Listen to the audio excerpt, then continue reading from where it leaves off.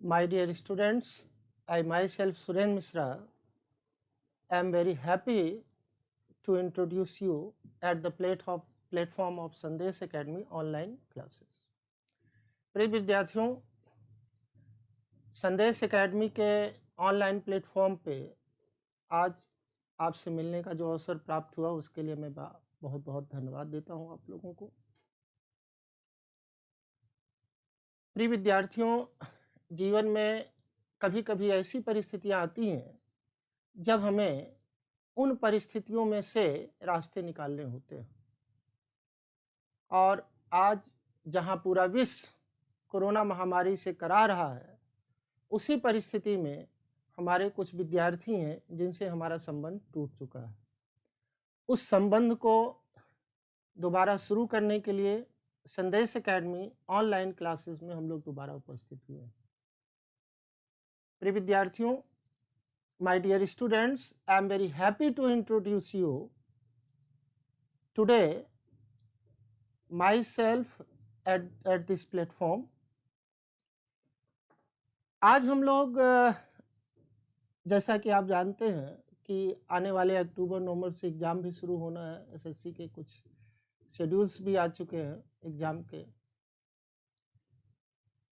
तो आज हम लोग कुछ इंग्लिश के बारे में चर्चा करेंगे, लैंग्वेज के बारे में चर्चा करेंगे। जहाँ तक इंग्लिश लैंग्वेज की बात है, आप देख रहे हैं कि हम लोग बेसिक से एडवांस लेवल की पढ़ाई करेंगे। I will try to make you understand English language from basic to advance level. दूसरी बात जो आती है वो ये आती है कि आपको मैं बताऊं कि मैं खुद हिंदी मीडियम का विद्यार्थी रहा हूं। I have been the student of Hindi medium, but with the passage of time in the period of struggle, I have experienced many things in 15 years of teaching competitive students. तो उसमें आज हम लोग चर्चा करेंगे हाउ टू स्टडी लैंग्वेज। अब यहाँ पर हमको एक चीज़ बतानी है आपसे कि आज हम लोगों को ये देखना है कि हम लैंग्वेज कैसे पढ़ें। ठीक है, तो आज हम लोग उसी पर चर्चा करेंगे। लैंग्वेज में हम ये बात देखें कि लैंग्वेज हम क्यों पढ़ें, क्या पढ़ें और कैसे पढ़ें। लैंग्वेज क्यों पढ़ें, इसका उत्तर तो ये है, लैंग्वेज क्यों पढ़ें इसका उत्तर ये है, टू एक्सप्रेस फीलिंग। आप जो है अपनी फीलिंग या थॉट को व्यक्त करना चाहते हैं, इसलिए लैंग्वेज को आप पढ़ें। ठीक है। दूसरी बात, लैंग्वेज में हम क्या पढ़ें। लैंग्वेज में जैसा कि आप जानते हैं बहुत सारे विद्यार्थी हैं, मैं आपको एक सिंपल सा एग्जांपल दूं कि कहते हैं कि हम इंग्लिश पढ़ने जा रहे हैं। बात एकदम गलत है, बात टोटली रॉन्ग है। इसलिए क्योंकि आप इंग्लिश नहीं पढ़ने जा रहे हैं, आप स्टैंडर्ड इंग्लिश पढ़ने जा रहे हैं। जैसे आप में से बहुत से विद्यार्थी हिंदी मीडियम के हैं, वो कहते हैं कि हम हिंदी पढ़ने जा रहे हैं, वास्तव में वो स्टैंडर्ड हिंदी पढ़ने जा रहे हैं, जिसका एक ऑफिशियल स्टैंडर्ड है, एक स्तर है, उसका हम अब पढ़ने जा रहे हैं। ठीक है। बाकी हिंदी के लिए तो आपका रिक्शे वाला भी हिंदी पढ़ लेता है, तमाम लोग हैं जो हिंदी का पेपर भी पढ़ लेते हैं। ठीक है, तो वो इंग्लिश नहीं पढ़ने जा रहे हैं। जैसे आप एक स्टैंडर्ड हिंदी पढ़ते हैं कंपटीशन के लिए, उसी प्रकार से आप यहाँ पर जो है एक स्टैंडर्ड इंग्लिश पढ़ने जा रहे हैं। ठीक है ना, तो ये बात हुई। ठीक है। अब दूसरी बात ये हो गई कि हमको कैसे पढ़ना है, इसी पे आज हम लोगों का पूरा फोकस होगा कि हम लोगों की पढ़ाई का तरीका क्या होना चाहिए। देखिए, अभी सिलेबस में नहीं लिखा रहा हूँ, क्योंकि अभी हम आपको दौड़ा नहीं रहे हैं, अभी हम आपको बता रहे हैं दौड़ा कैसे जाएगा। तो सबसे पहली बात है कि पढ़ने से पहले ये जानना हमको ज़रूरी है कि हमको पढ़ना कैसे है। और रही बात लैंग्वेज की, तो लैंग्वेज में इन 3 बातों को आप हमेशा ध्यान दीजिए, वाई, व्हाट और हाउ। ये जो हाउ है ये आपके लिए महत्वपूर्ण है, इसी पे पूरा का पूरा हम लोगों का कॉन्सेप्ट बेस्ड ऑन होना चाहिए। ठीक है।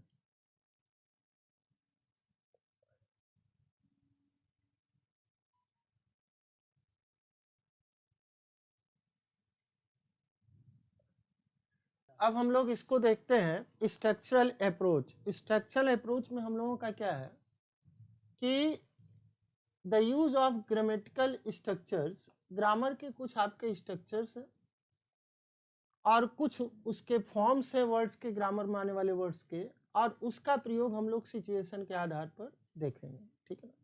जैसे मान लीजिए यहाँ पर एक सेंटेंस हम लिखते हैं, मान लीजिए यहाँ पर एक सेंटेंस हम लिखते हैं कि Rohan is a wisely boy. ठीक है ना। तो यहाँ पर सेंटेंस का जो स्ट्रक्चर है वो सही है। आपने सब्जेक्ट लिया है और सब्जेक्ट के लिए आपने यूज कर दिया है प्रेडिकेट, लेकिन यहाँ पर ये जो वाइजली वर्ड का आपने प्रयोग किया है, इसके स्थान पर वाइजली न हो करके हमको वाइज का प्रयोग करना चाहिए, क्योंकि हम किसी नाउन के बारे में बता रहे हैं।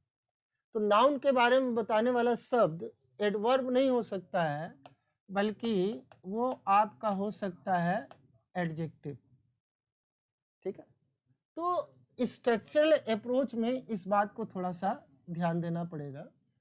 अच्छा, दूसरी बात जो है वो प्रॉब्लम्स ऑफ ग्रामर की है। ग्रामर के दो प्रॉब्लम आते हैं। एक तो आपका प्रॉब्लम है वर्ड ऑर्डर। जैसे मान लीजिए हम यहाँ पर कहते हैं, जैसे मान लीजिए यहाँ पर हम कहते हैं he is used to work hard. ठीक है। अब ये देखने में एकदम साफ लग रहा है, कहीं पर कोई प्रॉब्लम नहीं लग रही। ठीक है ना। लेकिन वास्तव में जब आप वर्ब टू बी का प्रयोग करते हैं और उसके बाद यूज्ड टू का प्रयोग करते हैं, तो उसके बाद आने वाला वर्ब जो है वो आईएनजी फॉर्म लेता है, V1 प्लस आईएनजी। इसलिए यहाँ पर वर्किंग न हो करके वर्क न हो करके आपका होना चाहिए वर्किंग।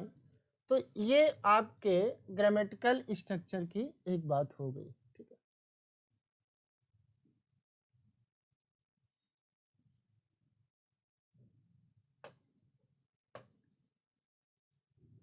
अब जो बातें हम बात कर रहे हैं, now what I am going to teach you is very important. और वो इंपॉर्टेंट है क्या? स्ट्रक्चर में हम लोगों को दो बातें देखनी पड़ेगी। एक फंडामेंटल स्ट्रक्चर और दूसरा आपका एडवांस स्ट्रक्चर। ठीक है। हमारे विद्यार्थी क्या है कि ज़्यादातर इस फंडामेंटल स्ट्रक्चर को ही ध्यान देते हैं। ठीक है। फंडामेंटल स्ट्रक्चर का मतलब ये है, फंडामेंटल को अगर हम लोग और सिंपल में कहें तो यहाँ पर हम लोगों को इसके लिए एक शब्द आएगा बेसिक स्ट्रक्चर। बेसिक स्ट्रक्चर का तात्पर्य ये है कि ऐसा स्ट्रक्चर जो बार बार हम प्रयोग करते हैं, जिसके बिना हम रह नहीं सकते। इसके लिए एक सूत्र वाक्य मैं आपको दूं। 5 सेंटेंस पैटर्न्स हैं, स्ट्रक्चर्स हैं, जो बार बार आपके बेसिक स्ट्रक्चर में प्रयोग होते हैं, उसको देखना है। जैसे मैं आपको कुछ एग्जांपल्स देकर बताऊं। जैसे मान लीजिए यहाँ पर मैं कुछ एग्जांपल आपको दूं तो आपको ज़्यादा बातें समझ में आएगी। ठीक है। जैसे कुछ वाक्य मैं आपको लिख करके देता हूँ। जैसे हम कहते हैं द टीचर इज टीचिंग। ठीक है। ये पहला स्ट्रक्चर है जो अक्सर प्रयोग होता है। एक बात, इस बात को ध्यान दीजिएगा कि फंडामेंटल स्ट्रक्चर या बेसिक स्ट्रक्चर जो है, ये वो स्ट्रक्चर है जिसको हमको बार बार जरूरत पड़ती है। ठीक है। अब इसका अगर हम विश्लेषण करें तो ये हमारा सब्जेक्ट और ये हमारा प्रेडिकेट, ये सब्जेक्ट और ये प्रेडिकेट। तो पहले स्ट्रक्चर हम क्या देखते हैं? पहले स्ट्रक्चर जब हम सेंटेंस लिखते हैं, सेंटेंस पैटर्न की बात करते हैं, वाक्य को लिखते हैं, तो उसमें पहला पैटर्न है सेंटेंस का कि सब्जेक्ट पहले होना चाहिए और प्रेडिकेट बाद में होता है, जिसमें प्रेडिकेट में मूल रूप से हम वहां पर यूज करते हैं किसका, वर्ब का। ये पहला स्ट्रक्चर। तो पहले स्ट्रक्चर में जो कॉम्बिनेशन बनता है वो बनता है सब्जेक्ट और वर्ब का, ठीक है। मान लीजिए दूसरा सेंटेंस हम लेते हैं और यहां पर हम कहते हैं the teacher is teaching, the teacher is teaching the competitive students, the teacher is teaching the competitive students, ठीक है। इसका मतलब यहाँ पर यह हुआ कि हम जो है इसमें हमने क्या किया, हमने सब्जेक्ट लिया, हमने ये पूरा सब्जेक्ट लिया, ये वर्ब लिया, द कॉम्पिटिटिव स्टूडेंट्स इसमें ऑब्जेक्ट ले लिया, ठीक है। तो दूसरे स्ट्रक्चर में हम क्या लेते हैं, सब्जेक्ट वर्ब और ऑब्जेक्ट, जिसको आप शॉर्ट फॉर्म में कहते हैं एस वी ओ, ठीक है। लेकिन एक बात को ध्यान दीजिएगा आप, एक बात ध्यान दीजिएगा, सब्जेक्ट वर्ब ऑब्जेक्ट होने पर भी हो सकता है कि वो सेंटेंस ना हो, आपसे गलती हो जाए। वो आगे हम सिचुएशन पे उसको वॉच करेंगे, वहां पर हम उसको देखेंगे कि क्या स्थिति बनती है, इस चीज को हमको ध्यान दें। जैसे मैं आपको एक सिंपल सा एग्जांपल लूं, यहाँ पर आपका सब्जेक्ट है, वर्ब है, ऑब्जेक्ट है। जैसे द टीचर सब्जेक्ट हो गया, इस टीचिंग आपका वर्ब हो गया, किसको टीच करा, स्टूडेंट्स का, ये आपका ऑब्जेक्ट हो। लेकिन अगर हमें ये चीज लिखें, the man beat the dog, the man beat the dog, ये सब्जेक्ट हो गया, ये वर्ब हो गया, ये ऑब्जेक्ट हो गया। लेकिन इसको हम सेंटेंस की कैटेगरी में नहीं रखेंगे, अगर आएगा तो इसको हम रॉन्ग मान लेंगे। क्यों? क्योंकि एक बात आपको बताया इसके पहले हमने कि सेंटेंस को बनाते समय हमको ये भी देखना पड़ेगा स्ट्रक्चर सही हो, वर्ड सही हो, लेकिन क्या ऐसा संभव है? आप में से तमाम विद्यार्थी हैं जो ये कहेंगे कि सर मैन जो है वो कुत्ते को नहीं काटेगा, बल्कि कुत्ता जो है मैन को काटेगा। यहां पर कोई आपको डाउट नहीं है, that is quite clear, that is quite clear कि यहां पर कुत्ता जो है मैन को काटेगा, मैन कुत्ते को नहीं काटेगा, ठीक है ना। तो इसका मतलब इसकी बात हम यहां पर नहीं करेंगे, दैट इज रॉन्ग। तीसरा स्ट्रक्चर आपका क्या हो सकता है, तीसरा स्ट्रक्चर क्या होता है, मान लीजिए कि इसी वाक्य को थोड़ा सा हम आगे बढ़ाएं, the teacher is teaching the competitive students. अब यहीं पर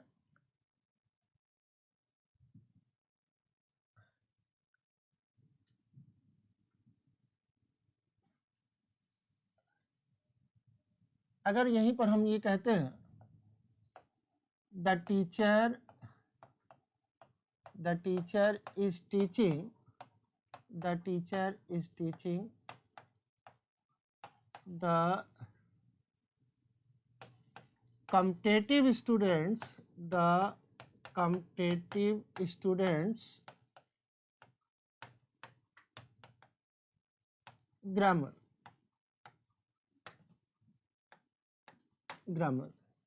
तो आप देख रहे हैं कि ये द टीचर जो है हमारा सब्जेक्ट हो गया, इस टीचिंग हमारा वर्ब हो गया, द स्टूडेंट ये भी हमारा ऑब्जेक्ट हो गया। किसको पढ़ा रहा है, द कॉम्पिटिटिव स्टूडेंट्स। क्या पढ़ा रहा है, ये भी हमारा क्या हो गया, ऑब्जेक्ट हो गया। तो ये हमारा तीसरा स्ट्रक्चर है। यहां पर ध्यान दीजिए, ये फंडामेंटल स्ट्रक्चर की मैं बात कर रहा हूं, just I am talking about only fundamental structure, जिसको हम आप बेसिक कहते हैं।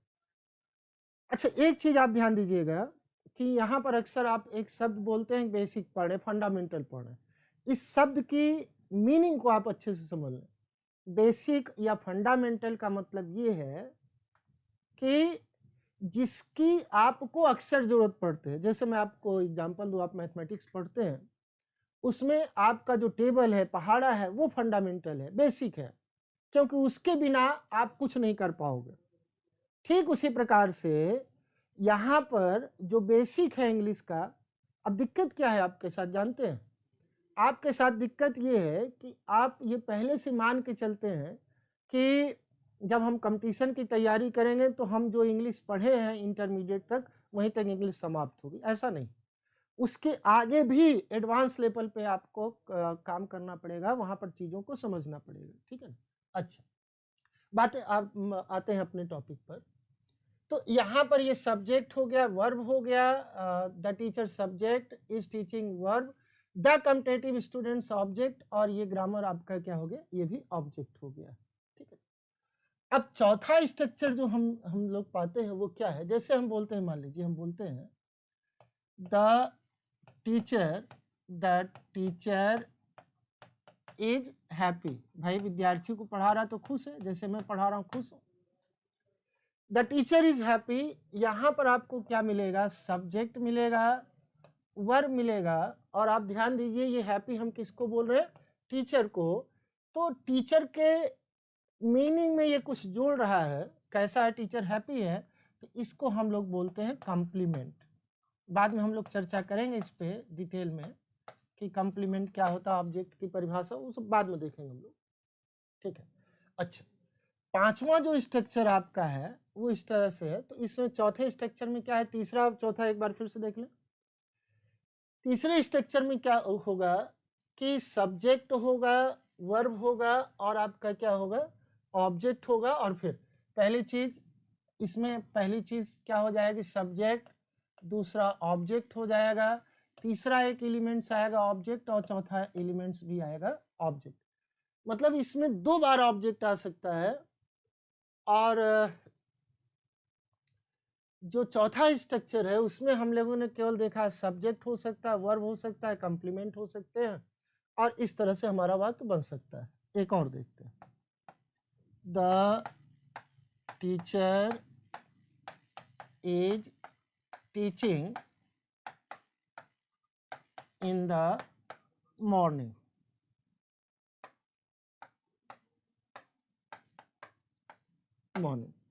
इसका मतलब यहाँ पर क्या हो गया, टीचर हम लोगों का सब्जेक्ट हो गया, इस टीचिंग हम लोगों का क्या हो गया, वर्ब हो गया, इन द मॉर्निंग ये टाइम बता रहा है, तो टाइम बताने वाले शब्द को हम लोग कहते हैं क्या, एडवर्ब, ठीक है ना।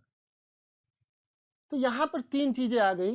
पहली चीज क्या आ गई, पहली चीज आ गई हम लोगों का सब्जेक्ट, वर्ब, और जो है इन द मॉर्निंग ये एडवर्ब।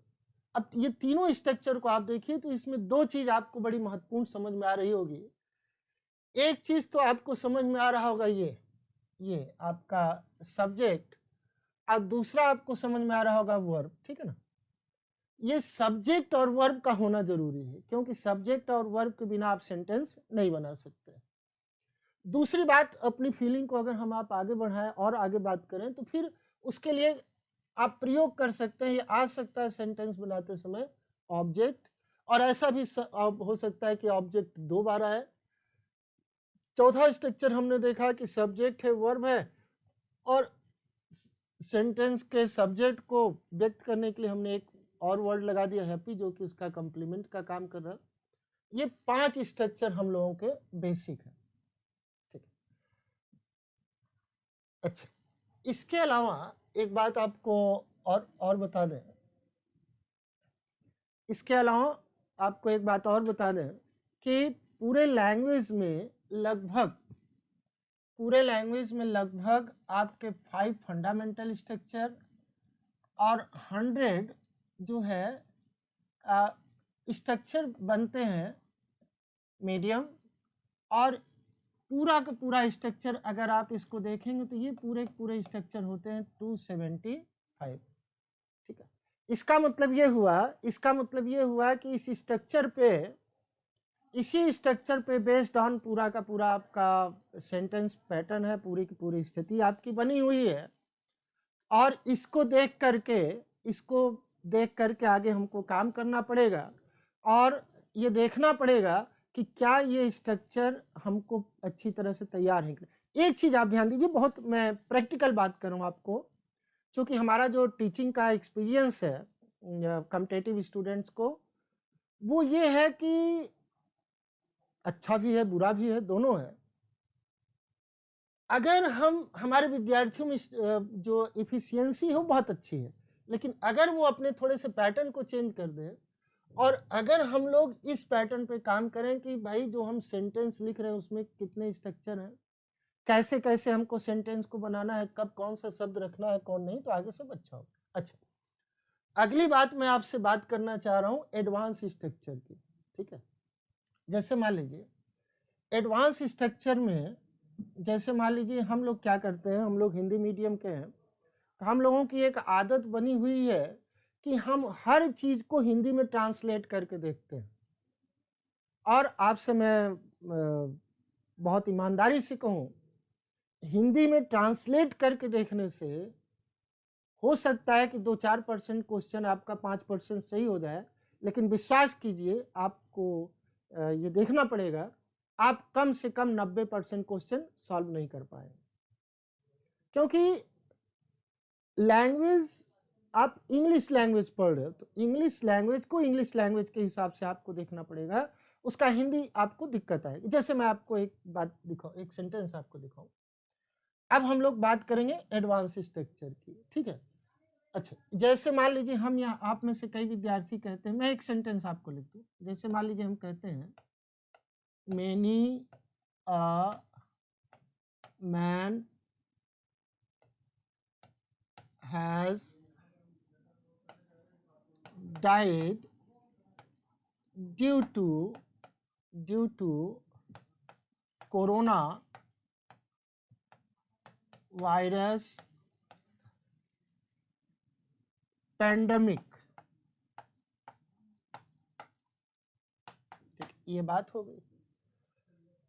अब अगर यहाँ पर हम आपसे पूछें तो कई विद्यार्थियों के मन में ये चल रहा होगा या उनका मन मचल रहा होगा। ठीक है, आप युवा हैं, आपका मन मचले, आपको बधाई हो, हमको बुलाएंगे तो हम भी बधाई दे देंगे, लेकिन एग्जाम के क्वेश्चन में मन मत न मचले तो ज्यादा अच्छा है। अच्छा, कुछ विद्यार्थी आपसे बड़ी मजेदार बात कहें हम, एक बार हमने एक विद्यार्थी से पूछा, आप ही के कुछ मित्रों से, चूंकि आप सम्मानित है, तो एक विद्यार्थी से हमने पूछा क्यों भाई रमेश आपने कौन सा टिक किया है, तो कहा सर हमने बी लगाया है। तो हम कहे बी क्यों लगाए, कहे सर हमको बी लग रहा था। तब तक बगल में एक विद्यार्थी था, हमने कहा तुम, कहे सर हम सी लगा के उत्तर आए हैं। हम कहे ठीक बात है। हम कहे बगल में एक आया विद्यार्थी, वो ग्रुप में थे, कहे सर हम लोग जो है डी लगा के आए हैं। हम कहे क्यों लगाए भैया, कहा सर मन कह रहा था। तो और जिसने सी लगाया था उन विद्यार्थियों ने कहा सर मैनी अ मैन कुछ हिंदी में ठीक नहीं लग रहा था, अटपटा लग रहा था, इसलिए हम लगा दिए। हम कहे तब क्या किया आपने, कहा सर जो है उसमें इस तरह से ऑप्शन बनाया हुआ था, आपसे बताऊं, यहाँ पर बना दिया था ए और यहाँ पर मान लीजिए बना दिया बी, इस तरह का वाक्य था। तो कहा सर जो है, हालांकि इस तरह ये तो मैंने सही लिख दिया था, उसमें वाक्य ऐसे था, आपको बताऊं, फिर बताता हूं आपको सही क्या है। वाक्य उसमें इस तरह से था। तो हम कहें काहे ऐसा कर दिए भाई, कहा सर वहां पर हैव लगा था, तो हमको ये लगा कि मैनी या मैन वो जम नहीं रहा है। तो हम कहते तब तुमको क्या जमा तुम्हारी अंतरात्मा ने क्या आवाज है, आत्मा से क्या आवाज। अच्छा, एक बात आपको बड़ी मजेदार बताऊं, there are some type of very special students who solved the question by the name of God, by the voice of soul। कुछ ऐसे विद्यार्थी आपको मिलेंगे जो सुबह स्नान करके जाएंगे और उनसे पूछेंगे कि भैया आप आज क्या करेंगे, आपने कैसे उत्तर लगाया, कहा कि ईश्वर के नाम पे, हनुमान जी के नाम पे 5 क्वेश्चन काली माँ के नाम पे। तो इस तरह से भैया नहीं चलेगा, ठीक है ना। तो हमने कहा खैर तुम्हारी आत्मा की आवाज बताओ, कहा सर मेरी आत्मा की आवाज ने ये कहा कि मैनी मैन कर दिया जाए। हम कहे बहुत अच्छी बात, बहुत अच्छी बात भाई। हम कहे तब, कहा कि सर अब सही हो गया, many man have died due to corona virus pandemic. हालांकि उसका ये उत्तर गलत है। गलत क्यों है आपसे बताओ, गलत होने का कारण आप समझ लो, इसको फिर से लिख के बता देता है, ठीक है। कारण ये है, जब आप many a man has died का प्रयोग किया है, तो ये स्ट्रक्चर चूंकि आप नहीं देखे हैं, मैनी अ मैन का स्ट्रक्चर का प्रयोग आपने नहीं किया है, इस तरह के वाक्य को लिखने के आप हैबिचुअल नहीं हैं, इसलिए जब आपने ये देखा कि मैनी अ मैन, तो आपको कहा बस यहाँ पर मैनी मैन मैन लगा करके और यहाँ पर हैव लगा दिए, जबकि ये वाक्य पूरी तरह से आपका सही, कोई गलती नहीं। तो मेरा कहने का मतलब क्या है, एडवांस स्ट्रक्चर में आपको ये देखना पड़ता है कि क्या उस तरह के स्ट्रक्चर की चर्चा ग्रामर में कहीं पर हुई है कि नहीं हुई। ठीक है, एक बात। दूसरी बात, अब आते हैं थोड़ा सा आगे चलते हैं।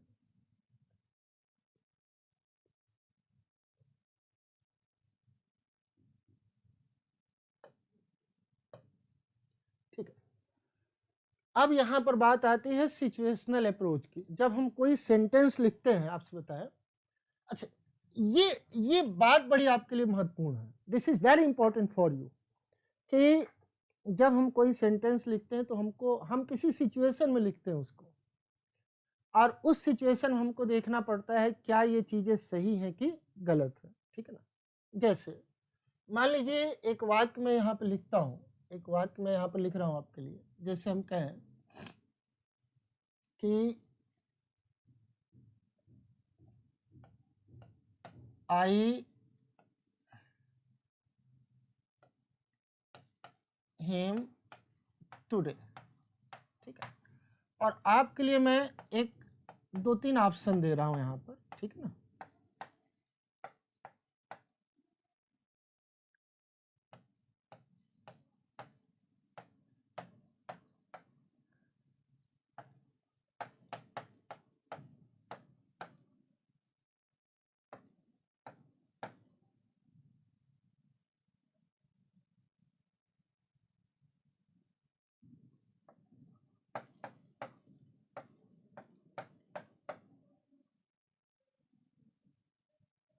छोड़िए, चलिए देख ही लेते ऑल ऑफ। ये आपके पास एग्जाम्पल है। ठीक है, अगर आपसे हम ये कहें, आप एक सिचुएशन की बात करें, आप सोचिए, 1 मिनट में आपको टाइम दे रहा हूं आप सोचने के लिए।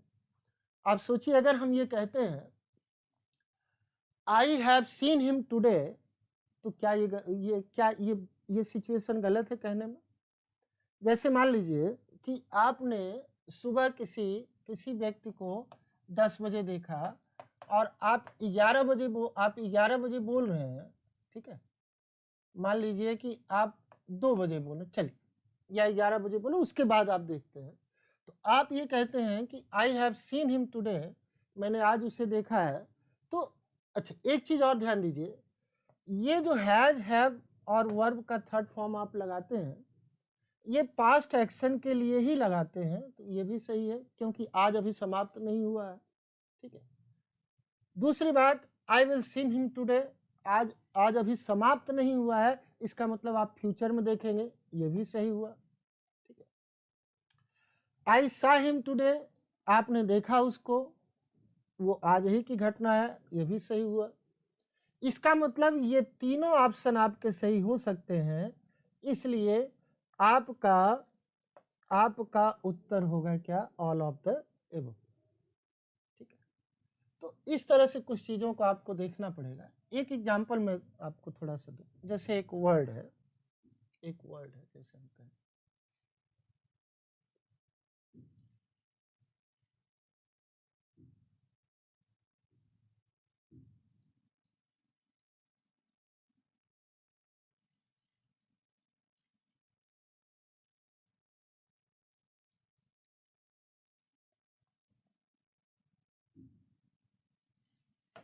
when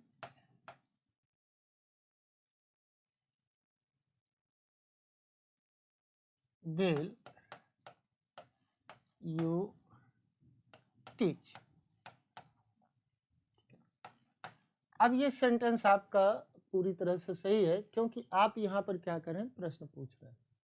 लेकिन अगर इसी बात को हम ये कह दें कि द स्टूडेंट, मान लीजिए आप, द स्टूडेंट आस्क्स मी, मान लीजिए ये लगा देते हैं, इसके पहले हम ये लगा देते हैं, द स्टूडेंट आस्क्स मी, विद्यार्थी मुझसे पूछता है कि मैं कब पढ़ाऊंगा, तब इस सिचुएशन में ये गलत हो जाए, ये पूरा का पूरा गलत हो जाएगा ये। तब हमको क्या करना पड़ेगा, व्हेन आई शैल टीच। इसका मतलब क्या है, इसका मतलब ये है कि अलग अलग जो सेंटेंस स्ट्रक्चर है, यहाँ पर आप केवल व्हेन के माध्यम से प्रश्न पूछ रहे हैं, लेकिन जब आपने इसके पहले ये एक सब्जेक्ट एक प्रेडिकेट लगा दिया, तब भी आप प्रश्न पूछ रहे हो, लेकिन ये तब यहाँ पर कंजंक्शन का काम करा, मतलब जोड़ने का काम करा, दोनों को ज्वाइनिंग वर्ड है, ज्वाइनिंग वर्ड का काम कर रहा है।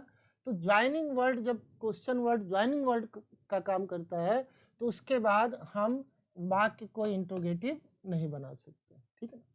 तो ये कुछ चीजें आपको यहाँ पर देखनी पड़ेंगी कि किस तरह से ये वाक्य बनते हैं।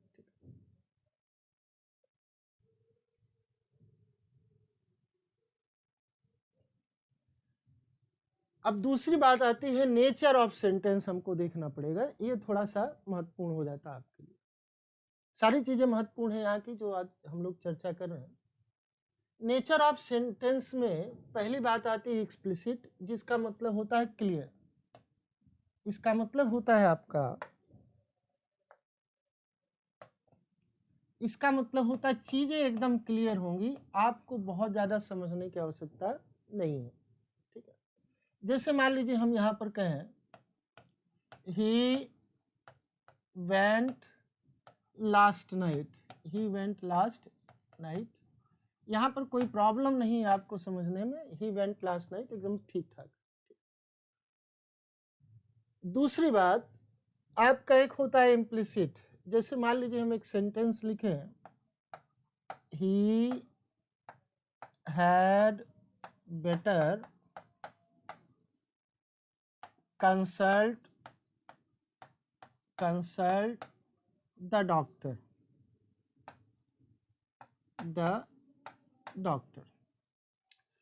अब आप ध्यान दीजिए, जब आपने यहाँ पर इस सेंटेंस को लिखा, he had better consult the doctor, तो यहाँ पर आपको कुछ चीजें समझने में दिक्कत आ गई। क्यों? क्योंकि had better का मतलब जो है, आप मीनिंग निकाल रहे हैं, और ये इसका वो मतलब नहीं जो ये लिखा गया है।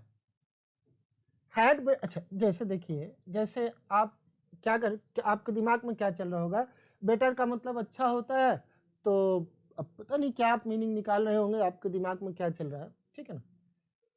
लेकिन जब आप हैड बेटर लिखते हैं, तो इसका जो इम्प्लाइड मीनिंग होता है, इसका जो इम्प्लिसिट इसमें एक इम्प्लाइड मीनिंग छिपा हुआ है, क्या, शुड का।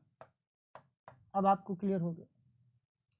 इसका मतलब इसका मतलब ये हुआ, he should consult the doctor, ये एकदम साफ साफ हो गया, क्योंकि आप शुड का मीनिंग एकदम क्लियर समझ पा रहे हैं, लेकिन हैड बेटर का मीनिंग आप क्लियर समझ नहीं पा रहे। इसी को हम लोग कहते हैं इम्प्लाइड मीनिंग, इसी को हम लोग कहते हैं इम्प्लाइड मीनिंग। और जहां पर बातें एकदम स्पष्ट रूप से समझ में आ जाए, उसको हम कहते हैं एक्सप्लिसिट, जिसको एकदम क्लियर कहते हैं। ग्रामर में ये चीजें आपके सिलेक्शन के लिए, इस तरह के लगभग 10 से 20% हाई लेवल के क्वेश्चन बनते हैं, जो सिलेक्शन के लिए बहुत जरूरी है, ठीक है। इस क्वेश्चन में बहुत ज़्यादा दिक्कत नहीं है, लेकिन ध्यान दीजिए कि हमने बताया आपको बेसिक से हम एडवांस लेवल पे चलेंगे, और आपको चलना पड़ेगा, क्योंकि काम आपके लिए है, और आपको हम नहीं छोड़ सकते, क्योंकि ऑनलाइन का प्लेटफॉर्म है, सारी चीज़ें रिकॉर्डेड होंगी, ऑफलाइन में भी मैं यही काम करता था, प्रैक्टिस बेस्ड पढ़ाता था, प्रैक्टिस पे काम करता था, सीट बांटते थे जिस पे क्वेश्चन पे हमारा फोकस रहा करता था, वही काम हम यही करें, कोई नया काम नहीं। लेकिन हाँ, आपके पास ये प्रमाण होगा कि जो सर बता रहे हैं क्या वास्तव में एग्जाम में इस तरह के क्वेश्चन की बात हुई है या नहीं हुई, ठीक है, और ये मेरे पास भी रहेगा। खैर, तो ये बात मैं यहाँ कर रहा था इम्प्लाइड मीनिंग में, just I was talking the nature of the sentence. Sentence has two nature, one is explicit and the second is implied. Implied means that the meaning of word is hidden. किसी word का meaning आपका hidden है, जैसे had better का मतलब यहाँ पर consult, had better का मतलब यहाँ पर should से है, जहाँ जहाँ आप had better का प्रयोग करते हैं वहाँ should का प्रयोग कर सकते हैं, और जहाँ जहाँ आप should का प्रयोग करते हैं had better का प्रयोग कर सकते हैं, दोनों सही। ठीक, अच्छा, एक बात आपको मैं बताऊं, थोड़ा सा ध्यान दीजिए। एग्जाम में एक बार जो है, एग्जाम में आपके एसएससी सीजीएल में ही एक क्वेश्चन पुट, मैं थोड़ा सा आपको ध्यान देता हूं। अब ध्यान दीजिए, जैसे यहाँ पर हैड बेटर है, ठीक है ना, अब इसको हम एक्सप्लिसिट बना देते हैं, इसका मतलब हो जाएगा आपका शुड, ठीक है। अब अगर यहाँ पर हम आपसे कहें, जैसे हम कहें यहाँ पर ही हैड बेटर, अच्छा यहीं पर हमने ब्लैंक बना दिया, ठीक है ना, और यहाँ पर हम आपके लिए 3 ऑप्शन बना देते हैं, ठीक है, तो हाँ ठीक है, यहाँ पर हमने गो बना दिया, यहाँ पर हमने गॉन बना दिया, ठीक है, और यहाँ पर हमने टू गो बना दिया, ठीक है। अब ध्यान दीजिए, अगर आप इसका हिंदी के हिसाब से काम करेंगे तो ये क्वेश्चन आपका गलत हो जाएगा। इसीलिए मैं आपको कह रहा हूं कि आपको एडवांस लेवल पे काम करना पड़ेगा और फोकस करना पड़ेगा आपको इम्प्लिसिट या इम्प्लाइड मीनिंग में। अच्छा, होता क्या है, मोस्ट ऑफ विद्यार्थी हैड जहां उनको दिखाई दिया और वर्ब दिखाई दिया, जैसे मान लीजिए बात उनकी ठीक है, अगर यहां पर हम ये कहें ही हैड टू गो, तो ये बात बिल्कुल सही, एकदम सही, ही हैड टू गो। लेकिन जब आपने स्ट्रक्चर में यहां पर हैड के साथ आपने बेटर कर दिया तो इसका मतलब निकल गया should, that is implied meaning, that is implied meaning. And dear students, by the bottom of the heart I tell you that I will move from heaven to earth, मतलब मैं आपके लिए पूरा अपना अनुभव लगा दूंगा, और आप जो है इस बात को संकल्प ले लें कि हम कहीं पर भी किसी लेवल पे कमी नहीं करेंगे, और हमारा जो ज़्यादा फोकस होगा इम्प्लाइड मीनिंग पे होगा और एडवांस लेवल पे होगा, बेसिक को पढ़ते हुए, ठीक है। अगर मान लीजिए यहाँ पर अगर बेटर ना होता तो ये हैड टू गो ऐसा स्ट्रक्चर पाया जाता है, ठीक है। लेकिन चूंकि यहाँ पर हैड बेटर का प्रयोग हुआ है और हैड बेटर का मतलब शुड होता है, तो इसका मतलब ये है, अच्छा एक बात आप बताइए, आप एक बात बताइए, थोड़ा सा देख लेते हैं, आप क्या लिखते हो, ही शुड गॉन, आप ये लिखते हो, या आप लिखते हो ही शुड गो, या आप लिखते हो ही शुड टू गो, ये हो गया। यहां पर आपके सामने एकदम एक्सप्लिसिट मीनिंग है, कहीं कोई डाउट नहीं है, यहां पर आप बड़ी आसानी से बता देंगे सर ये गलत है, सर ये सही है, मॉडल वर्ब है तो इसके बाद हम टू का प्रयोग करते, इसलिए ये गलत है, ठीक है। अब प्रश्न यहां पर आ गया, इसको हटाते हैं, ठीक है। अब प्रश्न यहां पर आ गया, अगर ये केवल हैड का प्रयोग होता और ये बेटर का प्रयोग ना होता, तब यहां पर हम टू लगा के वर्ब का फर्स्ट फॉर्म ये लगा सकते थे। लेकिन हैड बेटर केवल हैड होता तो यहां पर हम वर्ब का टू थर्ड फॉर्म भी लगा सकते थे, जैसे ही, ये भी हो सकता है ही हैड गॉन भी संभव है, और ये भी संभव है ही हैड टू गो, ये दोनों स्ट्रक्चर सही, ठीक है। लेकिन चूंकि बेटर लगने से इसका मतलब शुड हो गया, इसलिए यहां पर ऑप्शन आपका क्या होगा, ए। तो ये हम बात कर रहे थे, just I was talking and I was focusing everything to make you understand the importance of implied meaning of the sentence, ठीक है।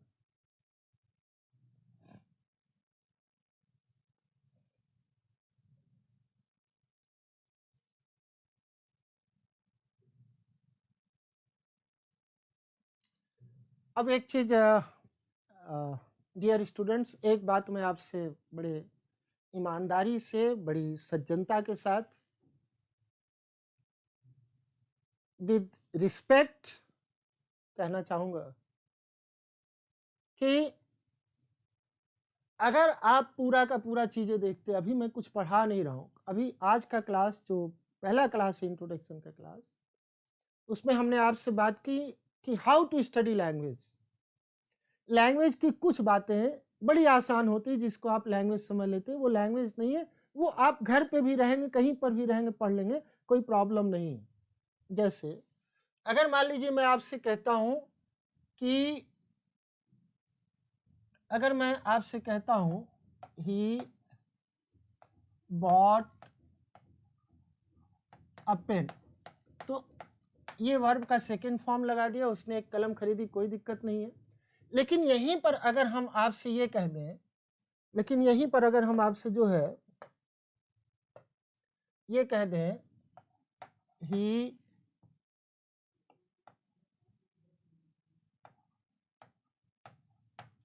बाइट अ पेन, तो ये आपको पता है कि ये नहीं होता है, एकदम बच्चों जैसी बात है, बात एकदम ठीक है आपकी, ये बिल्कुल नहीं होता है। जैसे आप में से कुछ विद्यार्थी क्या कहते हैं, रट लेते हैं, जैसे आप में से रट लिए कि फर्नीचर नहीं होता है, फर्नीचर्स नहीं होता है, फर्नीचर होता है, ये गलत। तो इसको वो जो है अपने जीवन का सही सूत्र बना के काम करते हैं, तो ये आपका बहुत आसान होता है। ग्रामर का या लैंग्वेज का एक पार्ट जो स्ट्रक्चर वाला पार्ट होता है, स्ट्रक्चर ध्यान समझिएगा, ग्रामर का एक पार्ट जो स्ट्रक्चर होता है वो बहुत ही इजी होता है, और एक पार्ट जो होता है आपका एडवांस। तो हमको इजी वाले पे फोकस नहीं करना बहुत ज़्यादा, हमको फोकस करना कहाँ, एडवांस पे। ऐसा नहीं है कि हम इजी नहीं पढ़ेंगे, लेकिन इजी पढ़ने के साथ साथ हमको जो टोटल अपना दिमाग फोकस करना पड़ेगा, क्योंकि कॉमन क्वेश्चन हम करेंगे, और कॉमन क्वेश्चन करने के साथ साथ हम स्ट्रक्चर एडवांस लेवल के भी क्वेश्चन करेंगे। ध्यान समझिएगा, हम लोगों की टीचिंग, हमारे टीचिंग मेथड में इस बात को आप ध्यान दीजिएगा और आश्वस्त हो जाइएगा, इस तरह से हम काम करेंगे। पहली चीज तो आपका इजी क्वेश्चन होगा, ठीक है। दूसरी चीज आपका मॉडरेट क्वेश्चन होगा, मॉडरेट मतलब मीडियम टाइप का। और तीसरा चीज आपको यहां तक हम लेकर के जाएंगे, और यहां तक आपको चलना है। जो है ये क्वेश्चन लगभग ये और ये लगभग 70% विद्यार्थी कर लेंगे, ये और ये, ठीक, 70%। इस क्वेश्चन में ये जो 10 से 15% विद्यार्थी है, यहीं पर आपकी फाइट है। ऐसा नहीं कि इस पे हम काम नहीं करेंगे, इस पे हम लोग बहुत काम करेंगे, बहुत प्रैक्टिस करेंगे, लेकिन हमारा फोकस यहाँ से शुरू होकर बेसिक से लेकर के एडवांस तक होगा, ठीक है। आइए दूसरी बात आपको बताएं, जो भी टॉपिक हम लोग पढ़ेंगे, उस टॉपिक को पढ़ने के बाद आपका एक असेसमेंट होगा, जो बोर्ड पे इसी तरह से रहेगा, और आपको उसको देखना पड़ेगा। अब ध्यान दीजिए इस क्वेश्चन में, ये स्ट्रक्चर बेस्ड क्वेश्चन। अच्छा एक चीज और ध्यान दीजिए, कुछ स्ट्रक्चर जो है वो एकदम साफ होते हैं। जैसे आप देखिए, कॉस्ट एक वर्ब है, और इसका फर्स्ट और इसका सेकेंड फॉर्म और इसका थर्ड फॉर्म क्या होता है, सेम होता है। तो अब ध्यान दीजिए आप, यहाँ पर कॉस्टेड दिया गया है, तो इस वाक्य को पढ़ने की जरूरत नहीं है। आपका ऑप्शन क्या हो गया? ए। आपका टाइम बच। लेकिन एक बड़ा खतरनाक चीज है जो पता नहीं कहाँ से आप लोगों के दिमाग में बन गया है, या आप लोग जो है उसको आत्मसात कर लिए हैं। इस टाइप का जो स्ट्रक्चर वाला क्वेश्चन है उसी को आप ग्रामर समझ लेते हैं। ये ग्रामर का एक छोटा सा इजी पार्ट है जो आप नहीं भी कोचिंग करेंगे तो आप पढ़ लेंगे, लेकिन जो एडवांस पॉइंट है वहां पर आपको देखना पड़ेगा। जैसे आप देखिए एक पार्ट यहाँ पर कैन, कैन के बाद जो है हमेशा हम वर्ब का फर्स्ट फॉर्म लगाते हैं, इसलिए यहाँ पर होना चाहिए लर्न। ये आप कहोगे भी, ये हो गए। इस तरह के क्वेश्चन में आपको सिंगल वर्ड, जो इजी वाला पार्ट होता है, सिंगल वर्ड के आधार पे आप क्वेश्चन को सॉल्व कर सकते हैं। ठीक है, अच्छा अब इस क्वेश्चन पर थोड़ा सा विचार कीजिए। क्वेश्चन नंबर 3 पे, can I lend your car for 5 days please.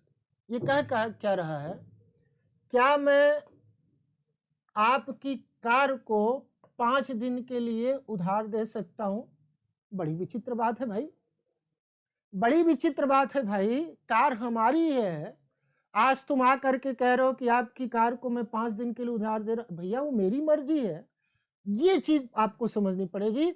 और डियर स्टूडेंट्स, मैं बार बार कह रहा हूं आपको, आई एम रिपीटिंग, कि आपको वर्क करना पड़ेगा, हमको वर्क करना पड़ेगा। हम आपके लिए वर्क करें और आप अपने लिए वर्क करें। अब ये सिचुएशनल हो गया, ये दोनों इजी टाइप के, और ये सब एग्जाम के क्वेश्चन है, और यहाँ पर आपको कंफ्यूज होने की जरूरत नहीं है। अब यहाँ पर लेंड का प्रयोग, क्योंकि इस सिचुएशन में ये आपका सिचुएशनल यूज ऑफ वर्ड, यहां से क्वेश्चन ये सॉल्व होगा। अब इसके लिए आपको पूरा सेंटेंस पढ़ना पड़ेगा, जबकि स्ट्रक्चर का जो इजी वाला पार्ट होता है, एक वर्ड को देखते मान ही आप क्या हो जाएंगे, पूरे क्वेश्चन को सॉल्व कर लेंगे, वहां कोई प्रॉब्लम नहीं। ठीक है ना? तो यहाँ पर आप लेंड के स्थान पर आप कर सकते हैं क्या? बारो। बारो मतलब होता है उधार लेंगे। ठीक है, अगला सेंटेंस है वी हैव डिस्कसिंग। ध्यान देखिए, अगर मान लीजिए हम इस तरह से कहते हैं, मान लीजिए थोड़ा सा इसको साफ कर, मान लीजिए हम यहां पर कहते हैं वी हैव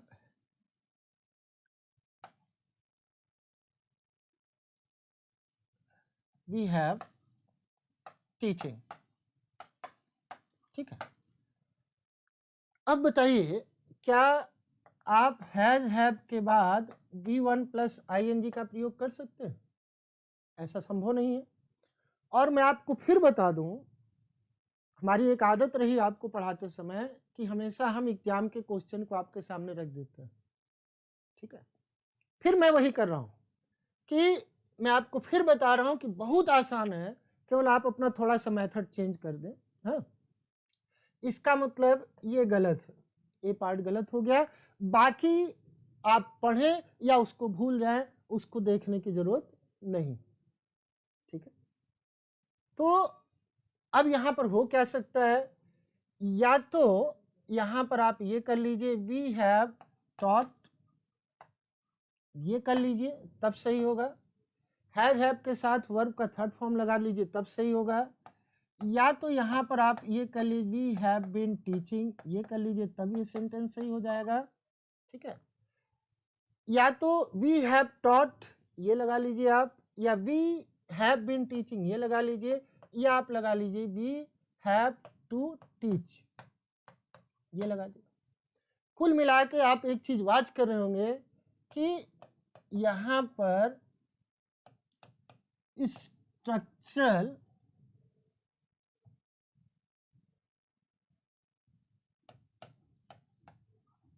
एरर की गलती हो रही है। ठीक है, मतलब इसका स्ट्रक्चर सही नहीं है, बाकी आप पढ़े ना पढ़े क्वेश्चन आपसे सॉल्व हो जाएगा। ठीक है, आइए आगे चले थोड़ा। Do not depend on Raju for he will always let's. ध्यान दीजिए, विल के बाद ये आपका लेट्स वर्ब आया है और वर्ब का फर्स्ट फॉर्म होता है, लेकिन उसमें यस या ईएस का प्रयोग नहीं। जैसे हम कहें कि ही विल गो, ये और ही विल गोज, तो आप ये नहीं लिखते हैं बल्कि आप ये लिखते हैं। उसी प्रकार से यहाँ पर आपने विल लगाया है तो ये सब्जेक्ट आपका हुआ, ये आपका मॉडल वर्ब हुआ। इसका मतलब यहाँ पर वर्ब तो आना चाहिए लेकिन वर्ब में यस यस का प्रयोग नहीं होना चाहिए, इस बात को आपको ध्यान देना पड़ेगा। तो गलती सी पार्ट में हो गई। अब आपको चाहे पूरा सेंटेंस समझ में आए चाहे ना आए, आपको स्ट्रक्चर समझ में आ गए, आपको क्वेश्चन सॉल्व हो गए। ठीक है, दूसरे पे आ जाते हैं। यहाँ पर लगा हुआ हैज और लेंट, इसका मतलब हैज के साथ फिर वही बात आ गई, हैज के साथ लेंड का प्रयोग किया गया है जो वर्ब का कौन सा फॉर्म है, फर्स्ट फॉर्म है। आपको इसके पहले बता चुके कि हैज के साथ ये स्थिति है आपकी, हैज हैव के साथ क्या क्या हो सकता है, आप ध्यान दीजिए। इसके साथ एक मिनट, इसके साथ क्या क्या हो सकता है, number 1, number 2, number 3, V1 V3, ये 2 प्लस V1, ठीक है ना। और उसके बाद एक तीसरी स्थिति हो सकती V plus V1 plus ING, ये हो सकता है। ये तीनों नहीं है, इसका मतलब ही हैज लैंड, ये नहीं हो सकता है। इसका मतलब गलती जो है वो हमारे किस पार्ट में आ जाएगी, बी पार्ट में आ जाएगी। ठीक है, अब थोड़ा आगे चलते हैं।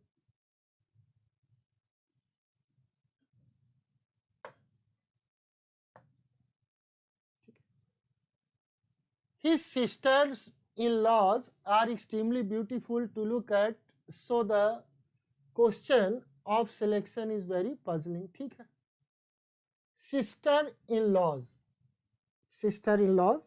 ठीक है, sister-in-law जिसको अगर इस शब्द को आप देखें तो sister-in-law का मतलब होता है कानूनन जो बहन की तरह हो, लेकिन आप हिंदी में इसको बड़ा दूसरे शब्दों में कहते हैं, गाली के शब्दों में कहते हैं, जिसको आप साली कहते हैं, है ना।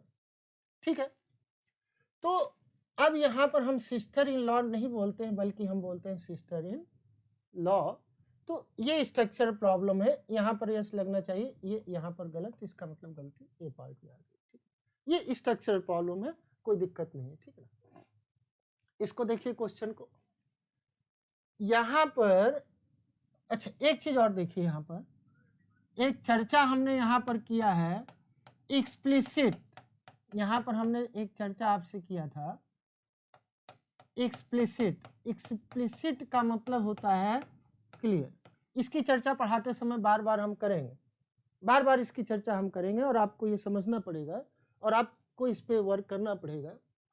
आप इस वाक्य को ध्यान से देखिए, you here the president speech, exam का क्वेश्चन है। यहाँ पर हियर जो है ये वर्ब का फर्स्ट फॉर्म लगा हुआ है। ठीक है ना, इसका मतलब हैव के साथ या तो टू प्लस वर्ब का फर्स्ट फॉर्म आता है या तो वर्ब का थर्ड फॉर्म आता है या तो बीन V1 प्लस ING का प्रयोग हम लोग करते हैं। ठीक है ना, अच्छा ये दोनों बातें नहीं, हियर ये अच्छा भरना हमको यहाँ पर सही करना है कि यहाँ पर क्या होगा, ये वर्ब का फर्स्ट फॉर्म लगा हुआ है। ठीक है, इसका मतलब ये गलत। अच्छा, यू के साथ आप हैज का प्रयोग कर नहीं सकते, ये गलत। ठीक है, और ये इसलिए गलत क्योंकि अगर आपने हैड का प्रयोग किया है, हैड का प्रयोग आपने किया है तो had plus V1 third 2 plus verb का फर्स्ट फॉर्म, ठीक है, और या सॉरी, तो जैसे हैज का प्रयोग आप करते हैं उसी तरह से हैड के प्रयोग में हम करेंगे, या तो बीन उसके बाद V1 प्लस ING का प्रयोग आप करेंगे इसमें। ठीक है, इसका मतलब एक ही ऑप्शन सही हो, क्या है, डिड। आप ध्यान दीजिए, इसको अगर हम कहें डिड ही गो, बात बिल्कुल से समझ में आती है, ठीक है। क्योंकि जब आपने डिड लगा दिया है तो उसके साथ आपको वर्ब का फर्स्ट फॉर्म लगाना पड़ेगा, तो इसका मतलब इन तीनों में ऑप्शन ये होगा, ठीक है। अच्छा, एक क्वेश्चन जिसकी चर्चा हमने पहले आपसे की थी, इसको दोबारा हम देख रहे हैं। टुडे, अब टुडे जो है ये एक इंडिकेशन दे रहा है, ये सिचुएशनल क्वेश्चन है, ठीक है। अब ये आपका एग्जामिनर ने सिचुएशनल क्वेश्चन दे दिया, situational. I have seen him today, ये भी सही है, मैंने आज सुबह हो सकता है देखा उसे, देखा। बीत गया है, ये भी देखा, ठीक है। बोथ ए एंड बी बिल्कुल सही है, ऑप्शन ये। इसका मतलब यहाँ पर हम लोग, चूंकि ये दोनों सही इसलिए ऑप्शन ये होगा, नॉन ऑफ दीज ये भी नहीं। अब ध्यान दीजिएगा, यहाँ पर ऐसा नहीं कि ऑप्शन ए और बी गलत है, मतलब यहाँ पर अगर क्वेश्चन देखें तो ऐसा नहीं कि ऑप्शन ए और बी गलत है, चूंकि इसमें एक ऑप्शन दिया है कि ए भी सही और बी भी सही है, इसलिए हम इसको ऑप्शन बनाएंगे, ठीक है। तो ये आपका सिचुएशनल क्वेश्चन रहा। तो कुल मिला के बात इतनी है कि आपको क्वेश्चन का नेचर समझना पड़ेगा और उस नेचर के हिसाब से क्वेश्चन को देखना पड़ेगा, ठीक है। आइए एक क्वेश्चन हम लोग फिर देखते हैं। The patient immediately before the doctor, यहाँ पर ये कह रहा है कि पेशेंट और डॉक्टर इन दोनों की बात हो रही है। और जैसे आप बचपन में हाई स्कूल में कक्षा 9, 10, 11, 12 में आप पढ़ते हुए ये देखते हैं कि डॉक्टर के आने के पहले रोगी मर चुका था, तो खैर उस पर हम जाएंगे। कक्षा 6 में मरा, 7 में मरा, 8 में मरा, 9, 10, 11, 12 मर ही रहा बेचारा, ठीक है। बहुत पहले मार रहे हैं उसको, खैर वो बात का विषय है।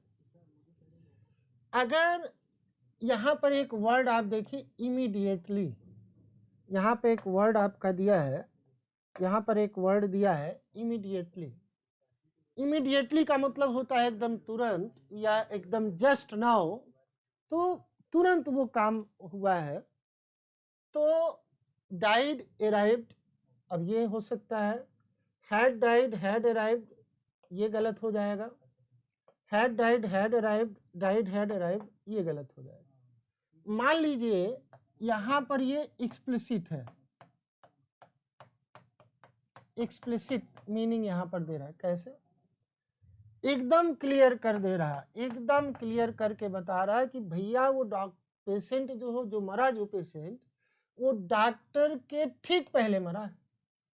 तो पास्ट में जब कई घटनाएं एक क्रम में हो, साथ साथ हो, और उसमें टाइम गैप न हो, ध्यान दीजिएगा, टाइम गैप उसमें न हो, तो सबको हम V2 के फॉर्म में लगाते हैं, तो इसलिए ऑप्शन क्या हो जाएगा आपका, ए हो जाएगा।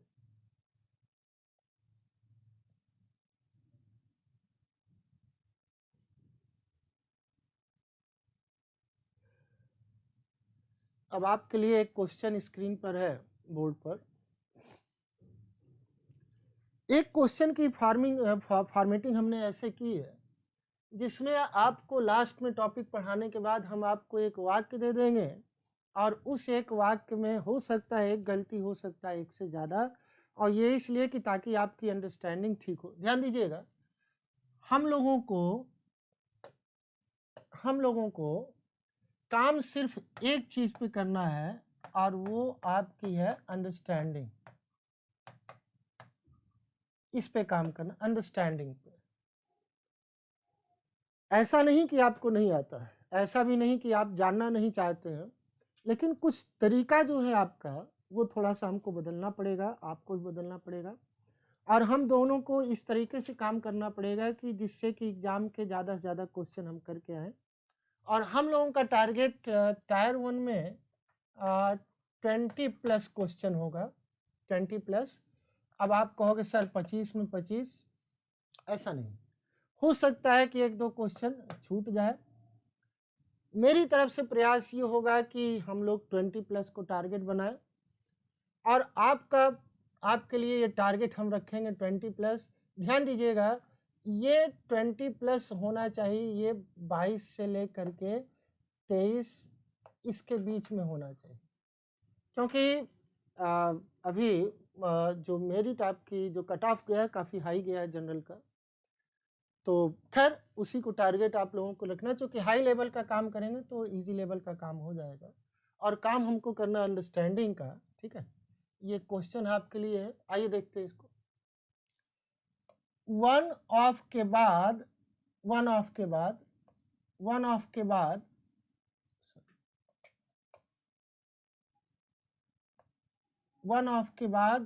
जो आपका,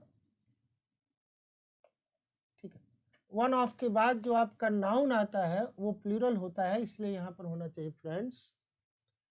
और हु विच दैट के बाद जो वर्ब होता है उसके पहले आने वाले के हिसाब से होना चाहिए, तो यहाँ पर होना चाहिए लिव। हैज रिटर्न्ड, यहाँ पर आपका रिटर्न का मतलब होता है कम बैक। रिटर्न में बैक शब्द छिपा हुआ है, इसलिए ये नहीं होगा, यहाँ पर होना चाहिए आपका रिटर्न। ठीक है, यहाँ पर आपका होना चाहिए रिटर्न। अब एक बात और देख रहे हैं कि यहाँ पर पास्ट टाइम को इंडिकेट करने वाला एडवर्ब का प्रयोग किया गया है, इसलिए आप हैज का प्रयोग नहीं करेंगे, तो इसका सल्यूशन जो होगा आपका पूरा ये होगा, one of my friends who live in Delhi returned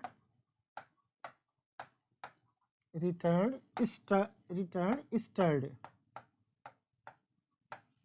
ठीक है, यहाँ पर एक बात, ठीक, तो यहाँ पर ये बात क्लियर हो जाएगा। तो आज अपनी बात हम यहीं पर कंप्लीट करते हैं। बहुत बहुत धन्यवाद। Thanks, have a nice day.